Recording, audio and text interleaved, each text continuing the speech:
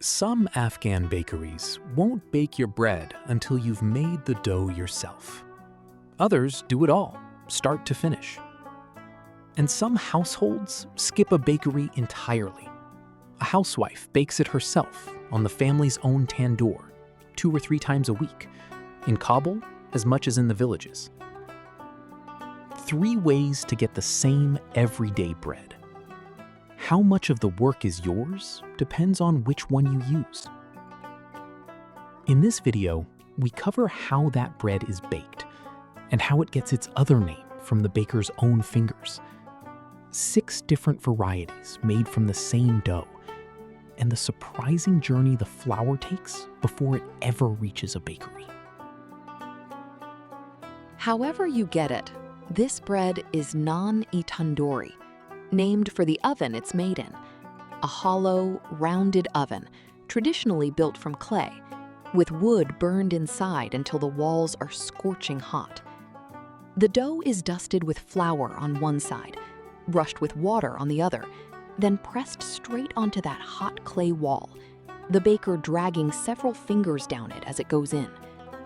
Those ridges give the bread its other name, Panjakash.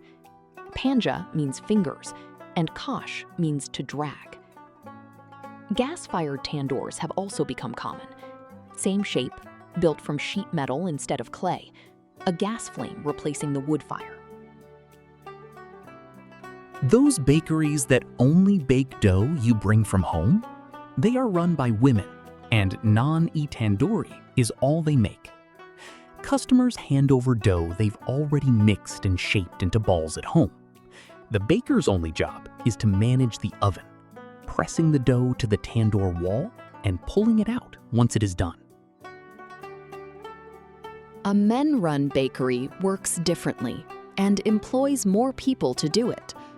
One person shapes the dough into balls, another flattens each one, another presses it onto the tandoor wall, another pulls the finished bread off, another sells it.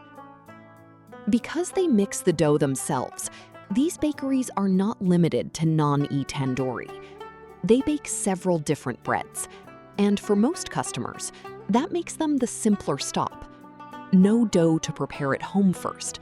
Just walk in and buy what is already made. And because they make the dough themselves, they can change what goes into it. Each variety just a different addition to the same base. Add oil and you get naan-e-rogani, softer and richer, staying soft for days instead of going stale by morning. That softness has a cost. Oil makes the dough more expensive, and the tandoor has to be wiped clean after every batch, or the oil left behind smokes and taints the next round of bread.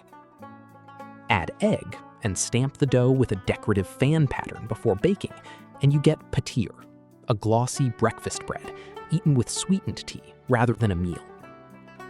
Roll the dough thinner and skip the enrichment, and you get the Afghan version of chapati, a plain, lightly charred flatbread. Shape it longer instead of round, and it becomes paraki, baked specifically to go with rice dishes like pulao.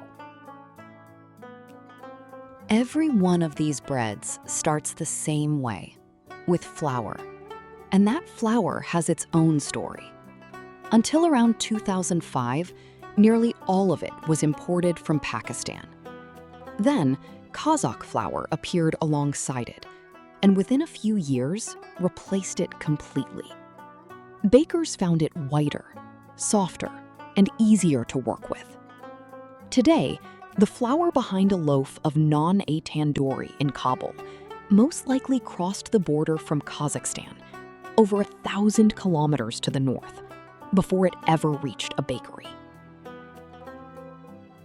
That journey, 1,000 kilometers of flour and however many hands the dough passes through along the way, ends at the same scorching tandoor wall for everyone. Finger-dragged ridges for the everyday loaf, a stamped pattern for morning tea, a longer shape for rice. This bread is the foundation of the Afghan table. For more on how Afghan naan is made, visit aboutafg.com.